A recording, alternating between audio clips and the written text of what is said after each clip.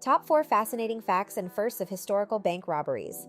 Before we start, I would want you to hit that red subscribe button so that you never miss out on any of our videos. Hey guys, what's up? Welcome back to Beyond Crazy. 4. Edward Green. On December 15, 1863, in Malden, Massachusetts, a bitter drunkard with heavy debts walked into the Malden Bank to exchange a torn dollar bill for a new one. Noticing that he and the bank teller, 17-year-old Frank E. Converse, were the only ones present, Edward Green formulated a plan to end his financial troubles. Green returned home, retrieved his pistol, and immediately headed back to the bank. Without a moment's notice, he raised his gun and shot the young man in the center of his head at point-blank range. Following the ruthless murder, Green made off with $5,000, spurring a nationwide manhunt. The crime would go unsolved for some time. By early winter the following year, locals took notice that Green had begun to pay off his debts. Chatter throughout the community ultimately led to an investigation. Authorities ascertained that he had paid off a 2-year debt of $700. An examination of the bills Green used later revealed that they were from the Malden Bank, sealing his fate. Upon his arrest, Edward Green confessed to murdering the teenager and robbing the bank. 2 years later, on April 13, 1866, the murderous drunk met his fate at the gallows, becoming the first armed bank robber to be hanged in the United States. 3. False imprisonment. On the night of August 31, 1798, an unbelievable sum of $162,821 was stolen from the Bank of Pennsylvania at Carpenter's Hall in Philadelphia. Police immediately suspected blacksmith Pat Lyon as the culprit, given that he had changed the locks to the iron vault the day prior. When word reached Lyon that he was the prime suspect, he immediately turned himself in to authorities in order to clear his name. During a lengthy interrogation, the blacksmith spoke about his own suspicions concerning a stranger loitering around the bank the day before the heist. With the police certain that it was an inside job, Lyon was arrested and sent to the Walnut Street prison. Interestingly enough, the stranger Lyon spoke about was arrested soon after.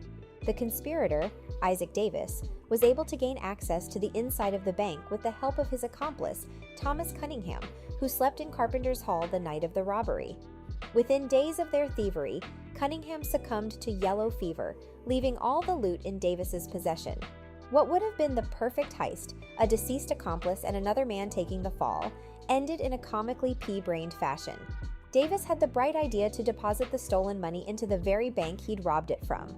Upon his foreseeable arrest, the harebrained burglar gave a full confession and made a deal to return all the money with the promise of a pardon. Soon after, Davis was once again a free man. Meanwhile, Pat Lyon remained in prison. After he'd spent nearly 3 months imprisoned in harsh conditions, law officers grudgingly agreed to release him. 2. Post-war Japan. On January 26, 1948, a man identifying himself as a health inspector entered the Imperial Bank in Tokyo and deceived 16 people into drinking poison. Within minutes, the unsuspecting victims were writhing on the floor as the callous killer raided the bank, stealing cash and checks. By the end of the heist, 12 had succumbed to the toxic effects. It took 6 grueling months for police to make an arrest. Their suspect, Sadamichi Hirasawa, matched the description of the murderer. His handwriting was similar to an endorsement on a stolen check. He had a record of unexplained bank deposits, and ultimately, he confessed. Over the years, however, Hirasawa gained a growing number of supporters who maintained that the United States was behind the brutal plot. Many believed that the culprit was a member of the Japanese army, which was protected by U.S. military authorities. Theories circulated that the robbery was a ploy in order to conduct experiments for the military's germ warfare unit. The unfounded notion only strengthened following Hirasawa's recanting of his confession. 1. Bizarre phenomenon. "The party has just begun," exclaimed Jan-Erik Olsson after discharging a submachine gun into the ceiling at Sveriges Kreditbanken in Stockholm, Sweden. It was August 23, 1973, when the brazen robber took 4 bank employees hostage. The incident would ultimately bring to light a condition that would baffle psychiatric experts for years to come. The demands were straightforward: more than $700,000 in Swedish and foreign currency, a getaway car, and the release of a fellow bank robber and cop killer, Clark Olofsson. Within hours, the demands were met. In the meantime, the hostages, cramped up in a vault, began forging a bond with Olsson as well as Olofsson, who was permitted inside the bank. By the following day, everyone was on a first-name basis. Perhaps it was the compassion the men showed toward their captives, such as draping a wool coat over a shivering Kristen Enmark, consoling a petrified Birgitta Lundblad and allowing Elizabeth Aldrin to leave the vault when claustrophobia set in.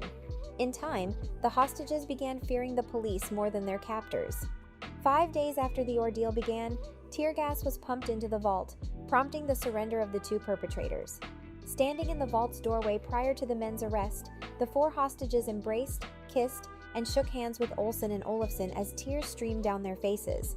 Even after the two were imprisoned, their former hostages made jailhouse visits. This brings us to the end of our video. I hope you enjoyed it. Hit like if you did, and don't forget to subscribe to our channel so that you don't miss any of our videos in the future. Also, watch the 2 videos that are on your screen because I'm sure you'll love them. With that, I'll see you in the next video.